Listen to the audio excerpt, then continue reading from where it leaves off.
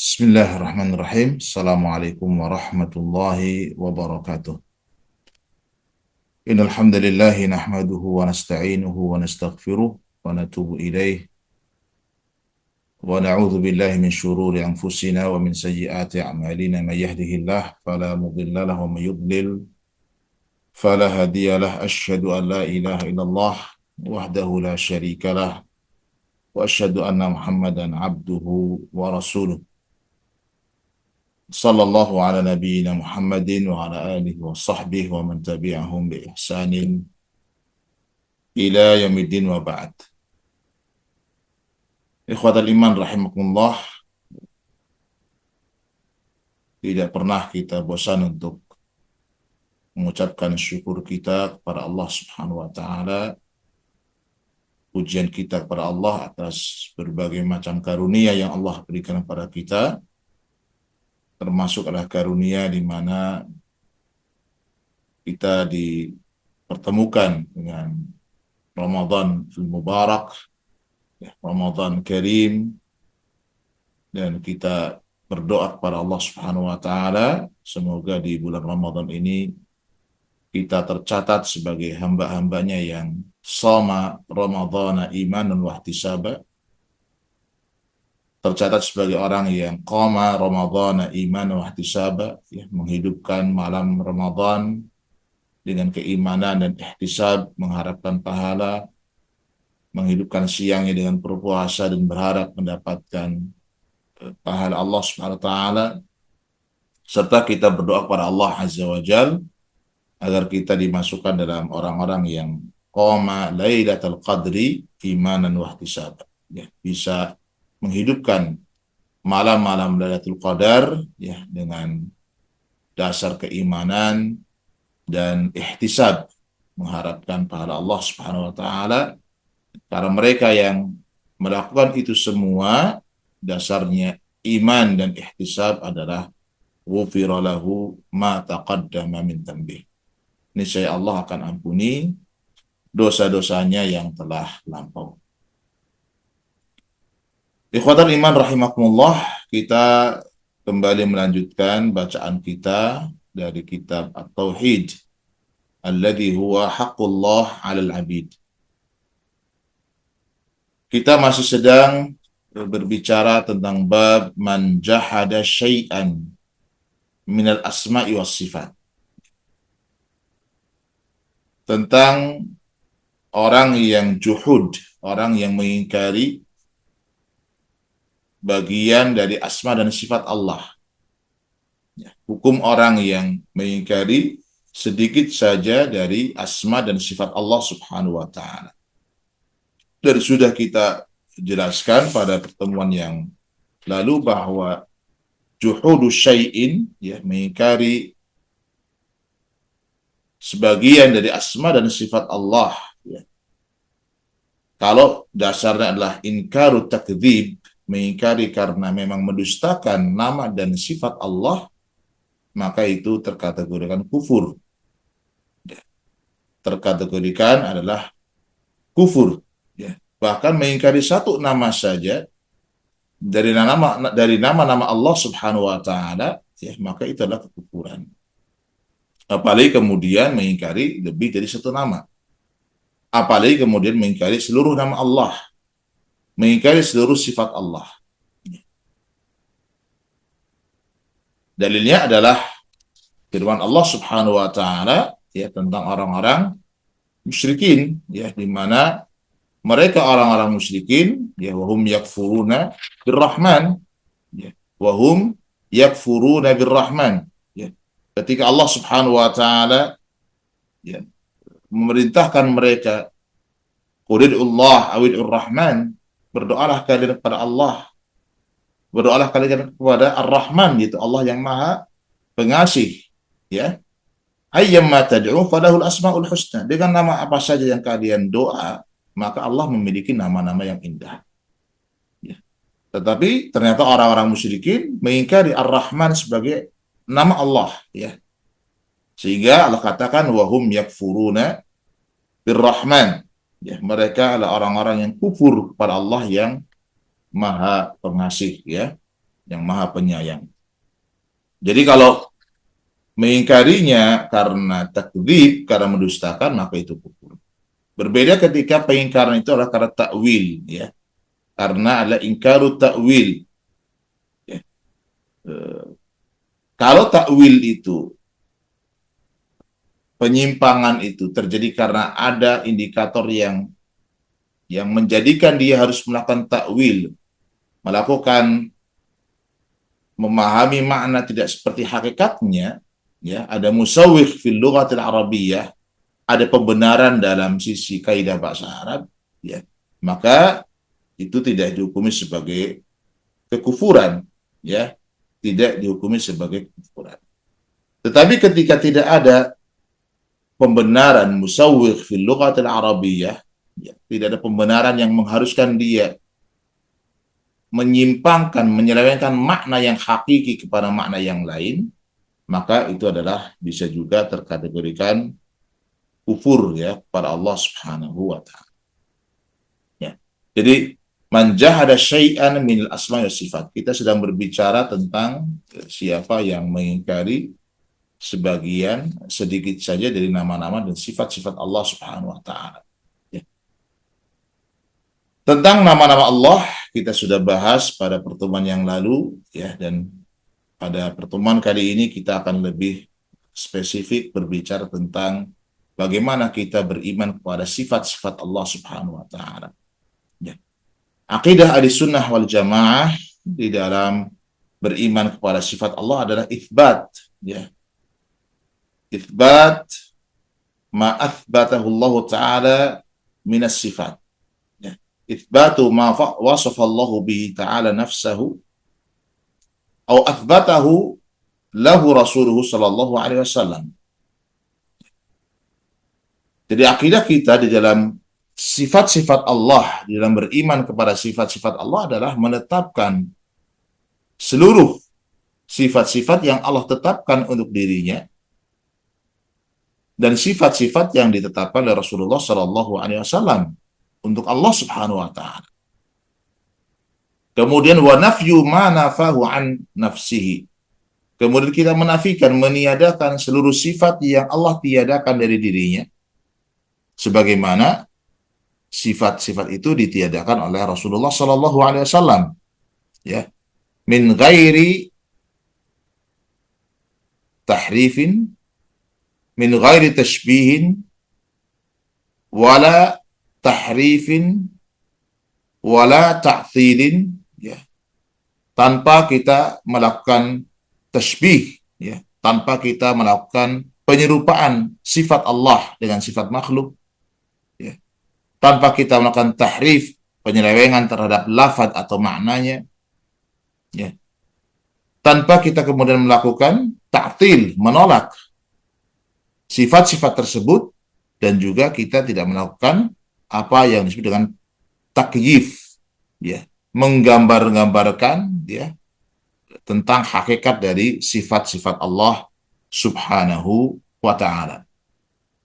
Itu adalah sikap ahli sunnati wal jamaah di dalam beriman kepada sifat-sifat Allah. Jadi mengimani seluruh sifat Allah yang Allah beritakan di dalam Al-Quran dan mengimani seluruh sifat Allah yang diberitakan oleh Rasulullah Sallallahu Alaihi Wasallam di dalam sunnah-sunnah beliau, ya, Sallallahu Alaihi Wasallam. Sehingga di dalam beriman kepada sifat-sifat Allah, ya, nanti akan terbagi menjadi 3 golongan. Ada 3 golongan manusia di dalam beriman kepada sifat-sifat Allah Subhanahu wa taala. Ada golongan yang terkategorikan sebagai golongan yang ifrat, ya, golongan yang berlebih-lebihan, ekstrim di dalam menetapkan, ya, sampai pada tingkat bahwa mereka menetapkan sifat Allah, ya, lalu mentasbihnya, ya, menyerupakan sifat-sifat Allah dengan sifat para makhluknya. Ini ifrat, berlebihan. Golongan yang kedua adalah golongan yang tafrid, ya, atau mufarrid. Mereka golongan yang kemudian abai, ya, mengabaikan sifat-sifat Allah, ya, sehingga mereka sampai pada tingkat menolak sifat-sifat Allah Subhanahu wa taala sebagiannya atau seluruhnya. Ya. Golongan yang ketiga, mereka adalah golongan yang moderat, ya, yang wasatiyah, yang di tengah-tengah, yaitu Ahlussunnah wal Jamaah, di mana Ahlussunnah wal Jamaah menetapkan sifat-sifat Allah, ya, seluruhnya ditetapkan tanpa melakukan tasbih, ya, tanpa melakukan penyerupaan sifat Allah dengan sifat-sifat makhluk, tapi juga kemudian tidak menolaknya. Ya, ditetapkan sifat Allah sebagaimana itu adalah menjadi kemuliaan, keagungan Allah Subhanahu wa taala. Sifat yang sesuai dengan kemuliaan dan keagungan Allah. Ya. Karena Allah Azza wa Jalla berfirman, "Laisa kamitslihi syai'un wa huwas samiul basir." Ya. Allah menolak terjadinya permisalan, penyerupaan. Ya. Laisa kamitslihi syai'. Tidak ada sesuatu pun yang serupa dengan Allah. Tetapi juga Allah menetapkan bahwa Allah as-sami'ul basir. Allah maha mendengar, Allah maha melihat. Artinya Allah punya pendengaran, Allah punya penglihatan. Tetapi pendengaran dan penglihatan Allah itu adalah laisa kamitslihi syai'un. Tidak ada yang bisa menyerupai pendengaran dan penglihatan Allah Subhanahu wa taala. Itulah yang dilakukan oleh Ahlussunnah wal Jamaah, menggabungkan ayat ini. Ya. Jadi ada an-nafyu, meniadakan al-mithliyah, penyerupaan Allah dengan siapapun, tapi juga ada itsbat, menetapkan bahwa Allah punya sifat. Yang sifat itu tentu sesuai dengan kebesaran dan keagungan Allah Subhanahu wa taala. Ya. Sesuai dengan kebesaran dan keagungan Allah Subhanahu wa taala. Ya. Jadi dilarang di dalam menetapkan sifat Allah kita melakukan apa yang disebut dengan tahrif, ya. Tahrif itu adalah menyelewengkan, ya. Baik tahrif itu lafzi atau tahriful makna. Baik yang diselewengkan lafadznya ataupun yang diselewengkan adalah maknanya. Tidak boleh. Ya. Di antara contoh tahriful lafadz, menyelewengkan lafadz adalah firman Allah Subhanahu wa taala, wa kallamallahu Musa taklima. Ya, Allah berfirman, wa kallamallahu Musa taklima. Allah, ya, mengajak Musa, ya, berbicara. Allah berbicara dengan Musa. Di sini ada penetapan sifat kalam, ya. Penetapan sifat kalam bahwa Allah berfirman, Allah berkalam, ya. Tetapi oleh sebagian golongan yang menolak sifat kalam karena menurut asumsi mereka, ya, menurut pikiran mereka, dengan menetapkan sifat kalam berarti sedang menyerupakan Allah dengan makhluknya, karena makhluk itu berkalam. Ya. Ketika makhluk berkalam, kemudian Allah juga disifati dengan sifat kalam, berarti ada tasbih di sana. Ya, ada penyerupaan antara sifat Allah dengan sifat makhluknya. Mereka ingin lari dari hal ini. Ya. Maka kemudian dilakukanlah tahrif, ya. Dilakukan penyelewengan terhadap lafaz, sehingga bukan wa kallamallahu Musa taklima, tetapi wa kallamallaha, ya, yang tadi dibaca dengan dhammah wa kallamallahu, kemudian diselewengkan menjadi wa kallamallaha, yang artinya pun jadi berubah, ya, bahwa yang berbicara itu Musa kepada Allah, ya, bukan Allah berbicara kepada Musa, dan itu yang benar, ya, tetapi menjadi Musa berbicara kepada Allah Subhanahu wa taala. Ini tahrif lafaz, ya. Jadi ada lafaz yang kemudian dirubah. Termasuk di antara tahriful lafzi, ya, penyimpangan dalam lafaz adalah ketika Allah berfirman Ar-Rahmanu 'alal 'arsy istawa. Ya, Allah beristiwa, ya, di atas arasy-Nya. Ya, istiwa itu tinggi, ala wastaqarra, ya, tinggi dan menetap, ya. Sebagian orang yang tidak menerima atau menolak sifat istiwa Allah, ya, sifat bersemayamnya Allah, karena dengan anggapan kalau Allah punya sifat istiwa, ya, berarti Allah sama dengan makhluknya, karena makhluk juga beristiwa. Ya. Maka untuk keluar dari Tasbih ini, penyerupaan ini mereka melakukan tahriful lafaz, ya. Mereka melakukan perubahan atau penyelewengan terhadap lafaz, ya. Dari istawa menjadi istaula yang artinya menguasai. Allah, ya, Ar-Rahman menguasai arsy, ya. Dan ini adalah tentu kekeliruan, ya. Tentu kekeliruan. Kalau kemudian setiap orang memahami sifat Allah itu dengan pemahaman yang benar, ya tentu dia tidak akan terjatuh kepada tasbih, ya. Yang dari tasbih itu nanti akan lahirlah tahrif, ya. Lahirlah tahrif. Ya. Yang kedua, ya, yang dilarang pula dalam kita menetapkan sifat-sifat Allah, kita dilarang melakukan tasbih atau tamthil, ya. Dilarang melakukan penyerupaan sifat Allah dengan sifat-sifat makhluknya. Karena Allah sendiri mengatakan, "Laisa kamitslihi syai'un wa lam yakul lahu kufuwan ahad." Ya. Allah tidak ada sesuatu pun yang serupa dengannya. Laisa kamitslihi syai'un. Ya. Sehingga ketika Allah Subhanahu wa taala menetapkan Allah punya sifat-sifat, sebenarnya tidak ada penetapan sifat Allah itu kemudian mengharuskan adanya tasbih. Ya. Tidak mengharuskan adanya tasbih. Ya. Karena kesamaan dalam satu nama, ya, tidak kemudian menjadikan dia harus sama dalam hakikatnya. Ya. Jadi ketika Allah Azza wa Jalla mengatakan Allah As-Sami'ul Basir, ya, Allah punya pendengaran, Allah punya penglihatan, manusia juga punya pendengaran, manusia juga penglihatan, tidak kemudian berkonsekuensi bahwa ketika kita menetapkan Allah punya pendengaran, lalu pendengaran itu ditasbih, disamakan dengan pendengaran makhluk. Tidak. Karena masing-masing tentu punya kekhususan. Ya.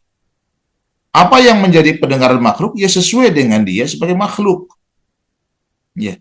Apa yang menjadi pendengaran Allah Al-Khaliq, maka tentu sesuai dengan kebesaran dan kemudian Allah Al-Khaliq. Ya. Bahwa Allah punya penglihatan. Allah Al-Basir yang maha melihat. Berarti Allah punya penglihatan. Manusia juga melihat, punya penglihatan. Tetapi tidak ada kemudian keharusan, ya, bahwa ketika sama dalam hal nama lalu mengharuskan sama dalam hal hakikat. Lalu dikatakan bahwa penglihatan Allah sama dengan makhluknya, ya tidak bisa. Ya. Karena penglihatan Allah tentu jauh, ya, lebih sempurna dan maha sempurna dibandingkan penglihatan para makhluknya. Laisa kamitslihi syai'un. Ya. Ya'lamu kha'inatal a'yun wa ma tukhfis sudur. Ya. Jadi ikhwas sekalian rahimakumullah, ya. Jadi kesamaan dalam nama itu tidak mengharuskan kesamaan dalam hakikat. Ditambah bahwa di antara makhluk sendiri, ya, hakikat pendengarannya, hakikat penglihatannya, hakikat hidupnya, hakikat kekuatannya, ya berbeda-beda.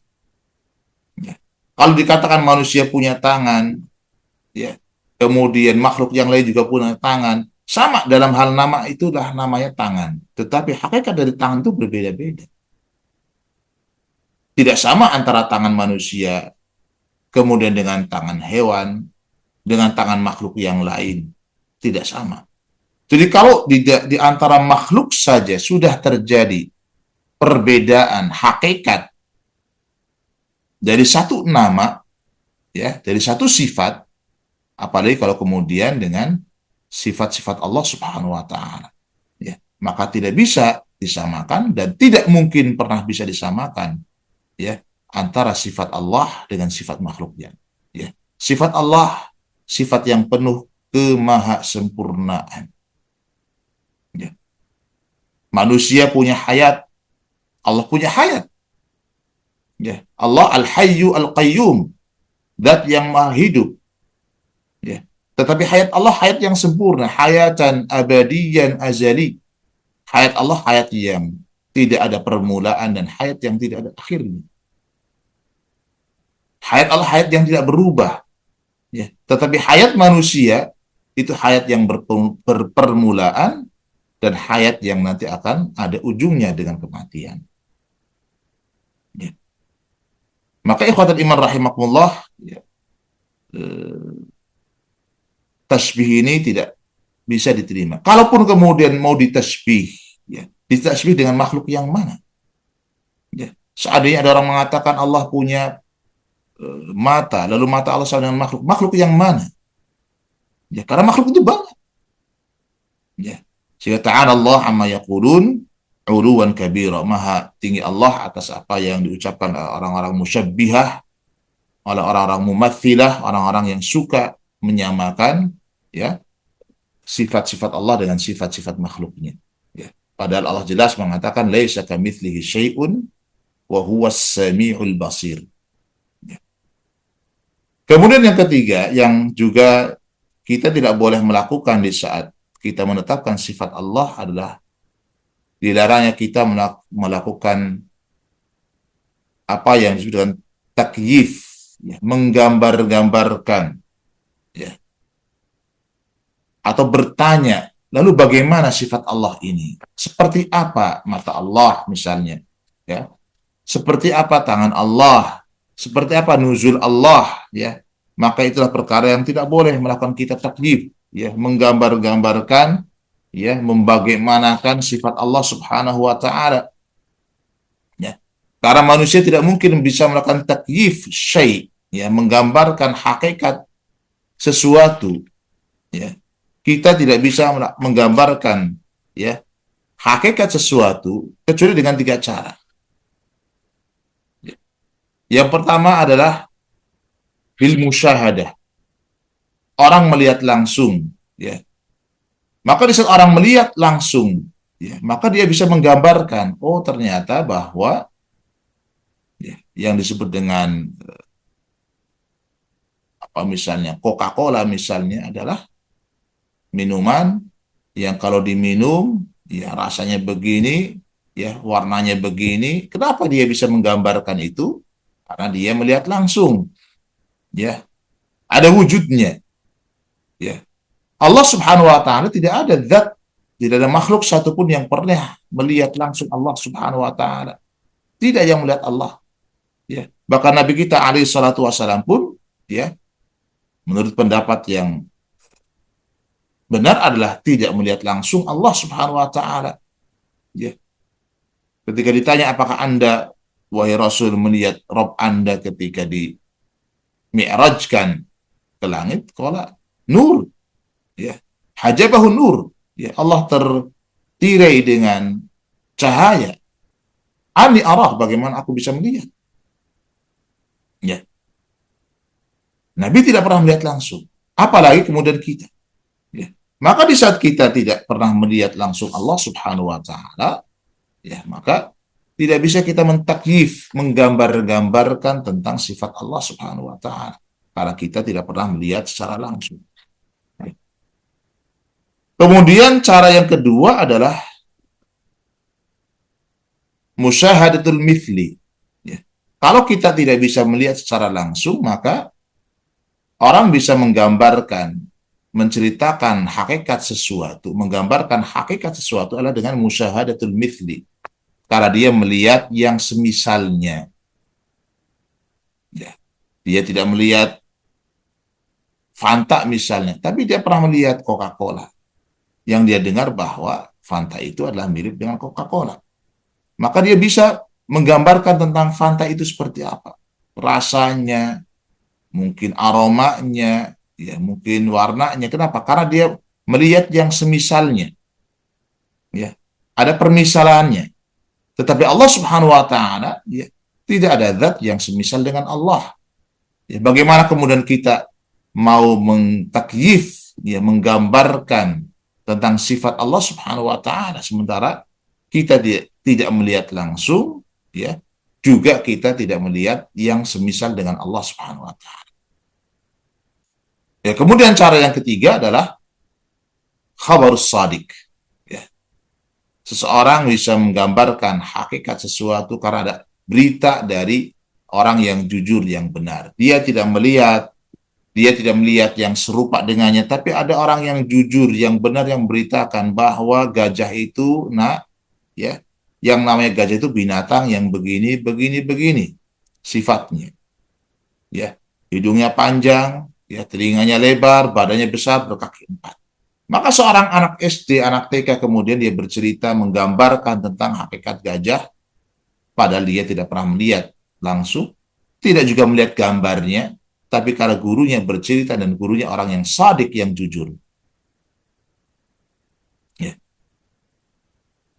Tentang sifat Allah Subhanahu wa Ta'ala, tidak ada yang paling jujur bercerita tentang sifat Allah kecuali Allah itu sendiri di dalam Al-Quran dan baginda Rasul alaihi salatu wassalam, as-sadiqul masduq, yang menceritakan kepada kita tentang sifat-sifat Allah.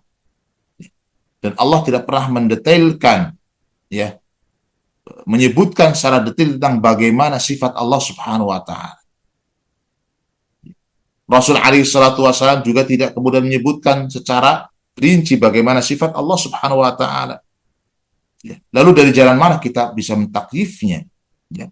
Dari jalan mana kita kemudian menggambar-gambarkan sifat Allah Subhanahu wa Ta'ala?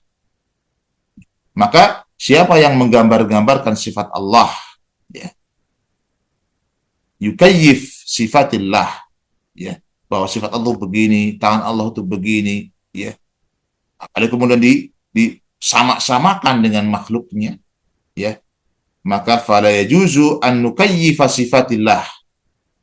Kata Syekh Muhammad Ibn Shalih Al-Utsaimin, tidak boleh kita mentakyif, menggambar-gambarkan, menanya-nanyakan bagaimana sifat Allah. Faman kayyafa sifatan minas sifat fahuwa kadzibun asin. Siapa yang mentakyif, ya, menggambarkan, membagaimanakan sifat Allah, ya, satu sifat dari sifat-sifat Allah, sungguh dialah seorang yang berdusta dan bermaksiat kepada Allah. Kadzibun, dia berdusta, li'annahu qala bima la ilma indahu fih. Kenapa berdusta? Karena dia berbicara dengan sesuatu yang dia tidak punya ilmunya. Asin, dia dikatakan bermaksiat, durhaka kepada Allah, li'annahu waqi'un fi ma nahallahu an wa harramahu, ya, karena dia jatuh kepada perkara yang Allah larang, perkara yang Allah haramkan baginya. Apa? Wala taqfu ma laysa laka bi ilmun. Jangan kamu ikuti, ya, berbicara dengan apa yang kamu tidak punya ilmunya, ya. Wa an taqulu 'ala Allahi ma la ta'lamun, ya. Jangan sampai kita berbicara atas nama Allah apa yang kita tidak punya ilmunya. Wa la taqawwala 'alaina ba'd al-aqawil, ya. Kalau dia mengata-atakan atas Allah, ya, ucapan-ucapan yang tidak punya ilmu, ya. Jadi berdusta kemudian juga dikatakan sebagai orang yang pelaku maksiat, kedurhakaan pada Allah Subhanahu wa Ta'ala. Maka Imam Malik rahimahullah ta'ala, ya, ketika ada orang yang bertanya kepada beliau tentang sifat istiwa, ya, Imam Malik rahimahullah ta'ala menyebutkan bahwa Ar-Rahmanu 'alal 'arsy istawa. Allah yang Ar-Rahman istiwa di atas arsy-Nya. Istawa di atas arsy-Nya. Lalu kemudian ada yang bertanya, kaifa istawa? Bagaimana istawanya Allah? Bagaimana istiwanya Allah? Ya, maka beliau rahimahullah mengatakan al-kaifu majhul. Al-istiwa'u ma'lum, ya. Istiwa, ya, itu adalah perkara yang maknanya sudah dikenal. Orang Arab faham tentang istiwa itu. Wal imanu bihi wajib, beriman bahwa Allah istiwa di atas arsy perkara yang wajib, dalilnya jelas, ya. Kemudian wal kaifu majhul was su'alu anhu bid'ah. Tetapi bagaimananya istawa Allah, bagaimana istiwanya Allah, bersemayamnya Allah, perkara yang tidak bisa kita ketahui, perkara gaib, ya. Dan bertanya tentang bagaimana istiwa itu adalah perkara yang bid'ah. Para sahabat, ya, tidak pernah menanyakan tentang bagaimana sifat Allah. Mereka cukup percaya, beriman. Ya. Karena di dalam beriman kepada sifat-sifat Allah ada kaidah-kaidah yang perlu kita fahami, bahwa al-qawlu fis sifat kal qawli fi dzat. Di antara kaidah dalam beriman kepada sifat Allah adalah al-qawlu fi sifati kal qawli fi dzat. Berbicara tentang sifat itu seperti kita berbicara tentang zat Allah Subhanahu wa taala. Ya. Sebagaimana kita tidak ada yang berani berbicara tentang zat Allah, bagaimana zat Allah, seperti apa zat Allah, menanyakan, maka seharusnya itu pula yang kita lakukan tentang sifat-sifat Allah Subhanahu wa taala. Karena sifat itu adalah mengikuti zat. Ya. Sifat itu adalah mengikuti zat Allah. Ya. Jadi sifat Allah itu ada sifat dzatiyah. Ya. Ada sifat fi'liyah. Sifat dzatiyah adalah sifat yang mulazim lillahi subhanahu wa ta'ala, al-mulazimah li dzatillah. Sifat-sifat yang senantiasa bersama dengan zat Allah, menyertai zat Allah, menempel dengan zat Allah, tidak terpisahkan. Allah senantiasa bersifat dengan sifat itu dari dulu, ya, dan selamanya Allah akan bersifat dengan sifat itu. Ya. As-sama', al-basar, al-hayat, al-ilm. Allah punya sifat mendengar, melihat, hidup, berilmu, ya, kuwah, ya. Allah punya kekuatan, kudrah, ya. Itu sifat-sifat yang senantiasa melekat dengan Allah, tidak bisa dipisahkan. Maka berbicara tentang sifat sama halnya kita berbicara tentang zat Allah. Ya. Sebagaimana kita tidak ada yang berani berbicara tentang zat Allah, lancang berbicara tentang zat Allah, seharusnya juga kita tidak lancang berbicara tentang sifat Allah Subhanahu wa taala. Ya. Maka para sahabat tidak menanyakan itu. Ya. Kemudian kaidah berikutnya adalah al-qawlu fi ba'dis sifat kal qawli fi ba'dil akhar. Ya. Berbicara tentang sebagian sifat itu sama dengan berbicara pada sebagian sifat yang lain. Ada sebagian orang mengimani sebagian sifat dan menolak sebagian sifat yang lain. Ya. Dalam sifat-sifat yang mereka imani, mereka mengatakan, ya, di antara sifat yang diimani adalah sifat al-ilm. Ya. Mereka mengimani Allah punya sifat ilmu, punya sifat mendengar, punya sifat melihat. Ya. Ketika kita tanya, kenapa Anda menetapkan sifat-sifat ini? Allah mendengar, Allah berilmu, Allah hidup, ya, punya sifat hidup. Ya. Kata mereka bahwa pendengaran Allah, pendengaran yang sempurna, yang sesuai dengan kebesaran dan kemuliaannya, tidak sama dengan pendengaran para makhluk. Ya. Ketika kita tanya kenapa Anda menetapkan sifat al-ilm bagi Allah, ya karena ilmu Allah ilmu yang sesuai dengan kebesaran dan keagungannya, dan ilmunya tidak akan pernah sama dengan makhluk. Ya. Kenapa Anda menetapkan sifat hayat, misalnya hidup? Ya. Mereka akan menjawab bahwa karena hidup Allah adalah hidup yang sesuai dengan kebesaran dan keagungan Allah, dan tidak akan pernah sama dengan makhluk. Kenapa jawaban itu juga tidak dipakai untuk menetapkan sifat-sifat Allah yang lain? Sifat tangan, sifat al-wajh, bahwa Allah punya wajah, Allah punya tangan, Allah punya sak, punya betis.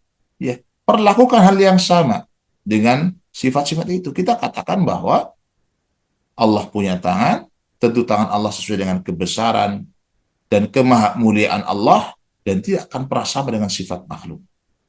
Allah punya wajah, yang wajah Allah, wa yabqa wajhu rabbika dzul jalali wal ikram. Tentu wajah Allah adalah wajah yang sesuai dengan kebesaran Allah, kemuliaan Allah, dan tidak sama dengan wajah para makhluknya. Kita tetapkan sifat Allah, Allah punya al-ghadab, Allah murka, Allah gembira, yang itu semua sifat-sifat yang maha sempurna, yang sesuai dengan kebesaran dan kemuliaan Allah, dan tidak sama dengan ghadabnya para makhluk, tidak pula sama dengan gembiranya para makhluk. Jadi al-qawlu fi ba'd sifat kal qawli fil ba'd al-akhar. Ya. Kita berbicara tentang satu sifat, sejatinya kita juga berbicara sama dengan berbicara kita tentang sifat-sifat yang lain. Ya. Kalau ini kemudian dipraktekkan di dalam kita mengimani sifat Allah, maka tentu kita akan menetapkan sifat-sifat Allah dengan benar. Ya. Tidak terjatuh kita pada tasbih, penyerupaan sifat Allah dengan makhluknya.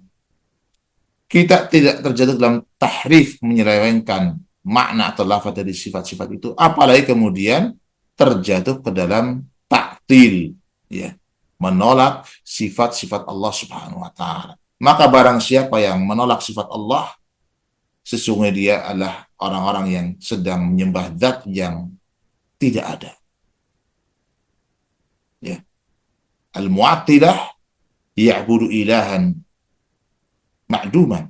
Ya. Orang-orang yang mentaktil, yang menolak sifat-sifat Allah, ya, itu adalah sejatinya orang yang sedang beribadah pada zat yang tidak ada. Yang ada zat, maka di sana ada sifat.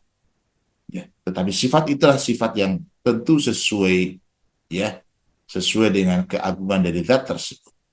Ya.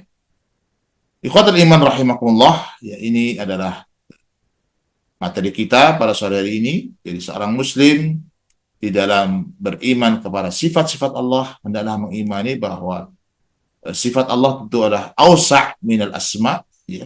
Sifat Allah adalah jauh, ya, lebih luas daripada nama-namanya, karena kullu sifatin kullu ismin lahu sifah, ya, mutadamminun bisifah. Karena setiap nama mengandung sifat, tapi tidak sebaliknya. Tidak setiap sifat bisa menjadi nama Allah. Jadi semua nama Allah, ya, yang kita tahu, yang 99 atau lebih yang mungkin kita hafal, pasti di dalamnya itu ada kandungan dari sifat Allah Subhanahu wa taala. Tapi tidak setiap sifat Allah kemudian boleh menjadi nama Allah. Ya. Kemudian di antara keimanan kita kepada asma sifat Allah adalah bahwa Allah itu adalah sifat-sifat yang Allah sifati dirinya dengan sifat itu, maka itulah sifat yang hakiki, yang nyata, bukan majazi. Ya. Benar Allah punya sifat mendengar, pendengaran yang hakiki. Allah punya sifat melihat yang hakiki. Allah punya sifat tangan yang hakiki, rijal yang hakiki, qadam yang hakiki, wajah yang hakiki, dan tentu hakikatnya adalah sesuai dengan kebesaran dan keagungan Allah Subhanahu wa taala, karena Allah mengatakan laisa kamitslihi syai'un wa huwas samiul basir. Ya. Kata iman rahimakumullah, ya, mudah-mudahan kita dijadikan orang-orang yang senantiasa mudah, ya, di dalam kita beriman kepada Allah, ya, menerima, ya, apa yang menjadi berita-berita Allah dengan penuh keimanan, ya, karena tentu yang Allah sampaikan adalah hak, ya, dan kewajiban kita adalah mengimani, ya, berita-berita dari Allah, berita-berita dari Rasulullah SAW dengan penuh keimanan, dengan penuh keimanan. Wassallallahu wasallam wa baraka ala nabiyina Muhammad walhamdulillahirabbil alamin. Subhanakallahumma wa bihamdika asyhadu an la ilaha illa anta astaghfiruka wa atubu ilaik. Assalamualaikum warahmatullahi wabarakatuh.